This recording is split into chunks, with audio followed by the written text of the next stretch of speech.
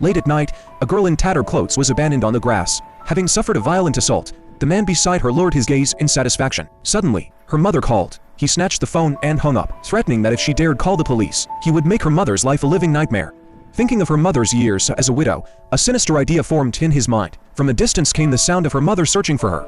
The man rose with a meaningful smile, walking toward the mother's woes. Knowing this monster would not spare her mother, the girl trembled, grabbing a rock and hurling it at him, then smashing it furiously into his head until he lay dead. Shortly after, the girl was arrested and taken to the police station, but officers claimed there were no surveillance cameras at the scene. With the man dead, they couldn't determine if she had acted voluntarily or under duress. Even her lawyer said, "Your testimony alone won't prevail in court." He advised her to go public with her ordeal and seek help from women's associations, but she refused with a shake of her head. Eventually, she was sentenced to 5 years for excessive self-defense. Soon after, wearing prisoner number 2037, she entered the prison. When cellmates learned her story, they not only refrained from bullying her but shared food they had hoarded. Deeply moved, she heard during meals that work earned wages to support her mother outside. She joined the prison repair shop the next day. After work, she asked a guard when she would be paid. "Inside these walls, you're free labor," the guard said. "No wages." Months later, she collapsed from excruciating stomach pain. A medical exam revealed she was pregnant with the attacker's child. She burst from the infirmary and raced for the prison gate, desperate to escape,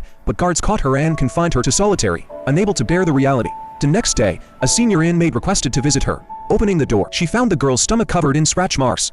Silent, the inmate pulled her into an embrace, whispering, "Fight to live." When her mother visited, the girl refused to see her, instead writing a lengthy letter. One day during work, she grabbed a shard of glass and stabbed at her belly, but cellmates intervened. An inmate who had been orphaned since childhood, enraged by the sight, began beating her.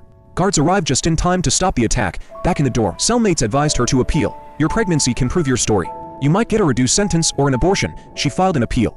In the following days, guards reassigned her to lighter work. She stopped self-harming. Months later, the court delivered good news.